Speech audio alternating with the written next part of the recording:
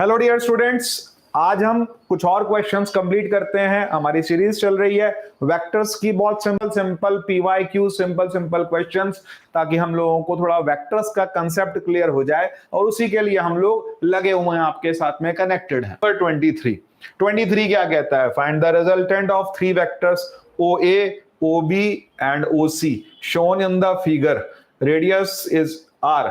तो उसके बाद क्या कहता है? The resultant of three vectors. तो पहला वेक्टर है OA, दूसरा है OC और OB। ये तीन वेक्टर्स हमारे को बता रखे हैं, और इन तीनों के मैग्नीट्यूड आपस में क्या है? इक्वल है। तो पहले अगर मैंने इसको R लिया, ये R लिया, तो इसका मतलब इन दो का जो रिजल्टेंट आएगा वो कितना आएगा? R√2। R√2 कैसे निकाल लिया? क्योंकि square root of R square plus R square, that will become 2R square. 2R square का स्क्वायर रूट R√2। अब आपको R√2 मिल गया, और उसके साथ फिर आपने ऐड करना है वेक्टर OB को, तो R√2 plus R, option B is correct. Let's come to the next question. Question number 24. If vector A is equal to this and vector B is equal to this, the vector having the same magnitude as B and parallel to A is, तो कहता क्या है कि हमारे पास दो vectors दिए हुए हैं, और उसके बाद क्या कहता है? Having same magnitude as B। तो मैग्नीट्यूड हमने B लेना है, एंड पैरेलल टू A। तो पैरेलल टू A के लिए मैं क्या करूंगा? A कैप निकाल लेते हैं। 3i प्लस, जिसके पैरेलल लेना है उसका कैप निकाल लीजिए। 9 plus 16 square root 3i plus 4j upon 5। ये मेरे पास यूनिट वेक्टर आ गया, मल्टीप्लाइड विद मैग्नीट्यूड किसका? Magnitude of B। B का मैग्नीट्यूड कितना है? 49 प्लस 576, दैट इज कमिंग 625। 625 का स्क्वायर रूट 25 से काटा तो ये बच रहा है 5 into 3i plus 4j, that will become 15i plus 20j। आ रहा कोई ऑप्शन? जी हाँ, option number D is correct. चलिए नेक्स्ट क्वेश्चन पर चलते हैं। थोड़ा सा स्पीड भी बढ़ानी चाहिए हमको करने की, आपको समझने की भी, ताकि आप क्वेश्चंस ढंग से टाइमली कर पाए। कहता है if ai cos theta plus ja sin theta be any vector another vector which is perpendicular to a। तो भैया बहुत आसान है, ऑप्शन से ही मिल जाएगा। ऑप्शंस का डॉट प्रोडक्ट निकालो, जिसमें जीरो आ जाए वो हमारा आंसर होगा। मैं इस क्वेश्चन पर नहीं रुकूंगा, I am going to the next question. Next question, if two vectors this and this are parallel। तो यार पैरेलल में क्या करेंगे? पैरेलल में एक क्रॉस भी जीरो लेंगे। एक और मेथड बताता हूं, आसान मेथड बताता हूं। पैरेलल के केस में हमको पता है एक क्रॉस भी जीरो लेते हैं, लेकिन आपको शायद ध्यान होगा क्लास 10 के अंदर या क्लास 8-9 के अंदर जब दो इक्वेशंस लेते थे हम, और दो इक्वेशंस का एक होता था कंसिस्टेंट, एक होता था इनकंसिस्टेंट, और एक होता था इनफाइनाइटली मैनी सॉल्यूशन। अगर दो लाइंस पैरेलल होती हैं तो उनके इनफाइनाइटली मैनी सॉल्यूशंस होते हैं। तो फिर हम करें क्या? हम लोग क्या करेंगे?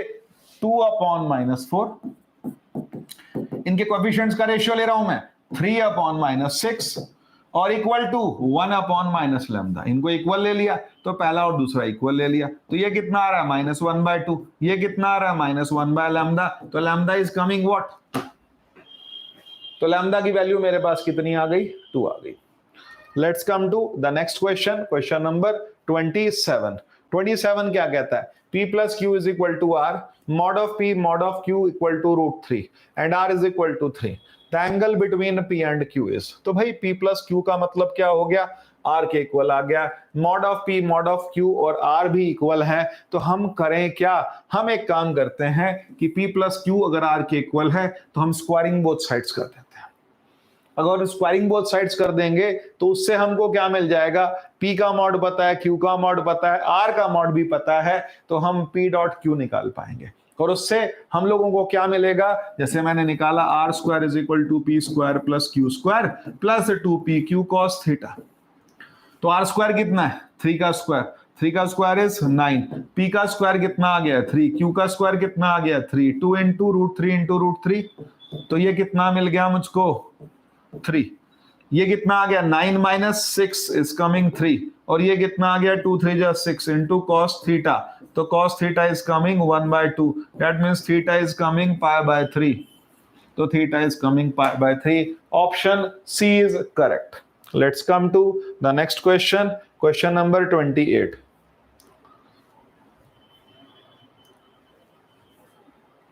28 क्या कहता है? कहता है a डॉट बी 0 है। ठीक है, हमने एक दिमाग में आइडिया लगा लिया देखते ही कि कहा कि ये दोनों के बीच का एंगल कितना है, इन दोनों के बीच का एंगल 90 हो सकता है।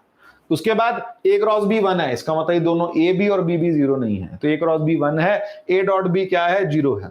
इसमें क्या कह सकता है? पैरेलल यूनिट वेक्टर्स नहीं बनेगा, पैरेलल नहीं बनेगा, एंटी पैरेलल नहीं बनेगा, परपेंडिकुलर यूनिट वेक्टर्स, क्योंकि डॉट प्रोडक्ट भी 0 हो गया और इनका क्रॉस प्रोडक्ट भी 1 आ गया। ये भी आसान क्वेश्चन था। आई थिंक अब अगली स्लाइड्स के अंदर थोड़े क्वेश्चन टफ करने पड़ेंगे। इजी क्वेश्चन तो हमने बहुत सारे कर लिए, नहीं तो फिर आप बोलेंगे मनीष सर बहुत आसान आसान क्वेश्चन करा रहे हैं। 29th vector question, if a is equal to इतना, b is equal to इतना, then the magnitude of a plus b with x axis will be। तो हम क्या करेंगे? पहला काम हमने a plus b निकाल लिया, तो a plus b कितना आ गया? 4i plus 6i 10i plus 5j, ये मेरे पास वैल्यू मिल गई। इसका मॉड कितना आएगा? सबसे पहला काम तो मॉड ही ले लेते हैं। Square root of 100 plus 25 which is coming 125 which is coming 5√5। तो पहला काम तो यही आ रहा है यार, क्लियर हो गया है, तो कुछ ज्यादा करने की जरूरत नहीं है, ऑप्शन 5√5 वाला ही हमको मिल गया। Next question, question number 30। Question is the direction cosines. यार ये डायरेक्शन कोसाइन क्या होता है? अब हमारे को ये समझना पड़ेगा कि डायरेक्शन कोसाइंस क्या होते हैं। मान लीजिए कि कोई वेक्टर आपके पास a दिया है, समझिएगा ध्यान से, a plus B plus C, A I plus B J plus C K. I am writing A I plus B J plus C K. अब मैंने क्या किया? ए कैप निकाला, A upon root A square plus B square plus C square, ये I cap हो गया। B cap के लिए क्या आएगा मेरे पास? Root A square plus B square plus C square into J cap, और उसके बाद C upon root A square plus B square plus C square और इंटू के कैप। तो ये जो कोएफिशिएंट्स हैं they are called direction cosines. इसका direction cosine, दूसरे का डायरेक्शन कोसाइन, तीसरे का डायरेक्शन कोसाइंस, इन्हें हम बोलते हैं डायरेक्शन कोसाइंस। तो यहां पर हमने क्या किया? a माइनस बी निकाल लेते हैं भाई। तो a माइनस बी क्या आएगा? 0i प्लस जे प्लस प्लस नहीं -2 के, तो -2 क्या मिल गया मुझको। अब इसका यूनिट वेक्टर कैसे निकालूंगा? ये तो a माइनस बी मिल गया, इसका यूनिट वेक्टर निकालने के लिए इसके मॉड से डिवाइड कर देंगे, j -2 के और अपॉन स्क्वायर रूट ऑफ 5। तो इसका मतलब ये आ गया 0 upon root 5, 1 upon root 5, -2 upon root 5। तो डेट मीन्स वो करेक्ट हो गया। ये मेरे पास क्या आ गए? डायरेक्शन। अब आते हैं next question. Next question is 31 question. If vectors a and b have an angle theta between them, a cap minus b cap will be। तो ये कैसे करेंगे? a cap minus b cap. तो हमारे को, अगर ये हमारे दोनों यूनिट वेक्टर्स हैं तो इन दोनों के बीच का और वेक्टर्स जो हैं इनके मैग्नीट्यूड क्या है? ये a कैप b कैप है, इनके मैग्नीट्यूड 1 है। अब एक काम करते हैं, इनको सॉल्व करने के लिए हम लोग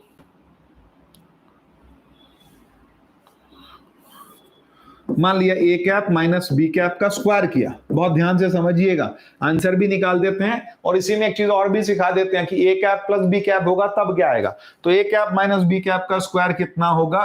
तो बोलता है a square plus b square, a cap square plus b cap square minus 2a cap b cap into cos theta. और a cap minus b cap को हमने कैसे निकाल लिया? हम इसको लिखेंगे 1 plus 1 minus 2 into 1 into 1 into cos theta.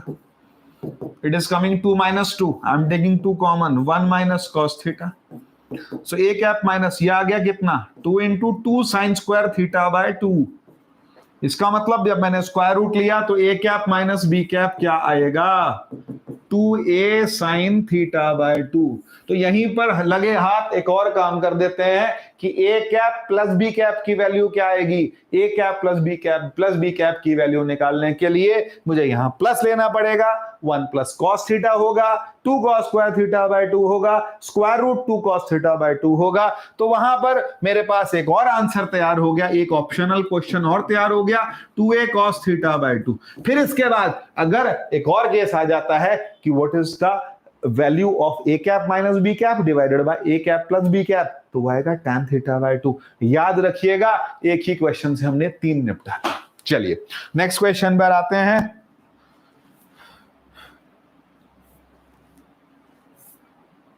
Next question 32। Given that a is equal to इतना, b is equal to इतना, then which of the following option is correct? तो भैया यहाँ रेशियो ले रहा है, रेशियो लेने का मतलब mod of a divided by mod of b। मुझे तो ऑप्शन b लग रहा है, आपको क्या लग रहा है वो आप देखिए, क्योंकि a का मॉड नहीं आ रहा है, a क्रॉस b स्विफ्ट ही नहीं आता, mod of a divided by mod of b, इसका मॉड निकालोगे तो ये 25 आएगा, इसका निकालोगे तो 10 आएगा, रेशियो लोगे तो 1/2 आएगा। Let's go to the next question. If the sum of two unit vectors is a unit vector, then the difference of these two unit vectors. ये क्वेश्चन ना फिजिक्स में डाल तो देते हैं, एक दो बार एग्जाम्स में भी आ चुका है, लेकिन ये लगभग क्वेश्चन जो है ये मैथमेटिक्स वाले में ज्यादा आता है। लेकिन समझते हैं, कहता है एक यूनिट वेक्टर मैंने ए लिया, एक यूनिट वेक्टर मैंने बी लिया, लेकिन उसका जो रिजल्टेंट है वो भी किसके इक्वल है? तो बोलता है if the unit sum of two unit vectors is a unit vector, तो इसका मतलब फिर तीनों को इक्वल साइज का बनाना पड़ेगा।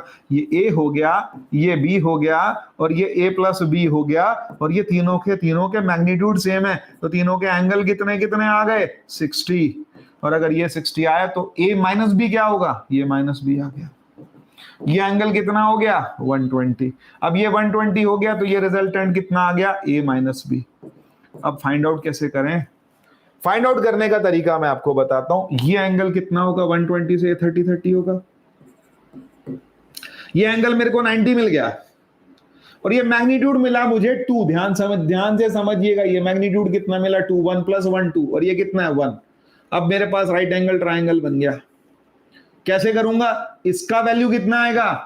a cap minus b cap का स्क्वायर इज इक्वल टू 2 का स्क्वायर माइनस 1 का square, 4 - 1 is 3, a cap minus b cap is equal to square root of 3। Option is √3। अगले क्वेश्चन पर आते हैं।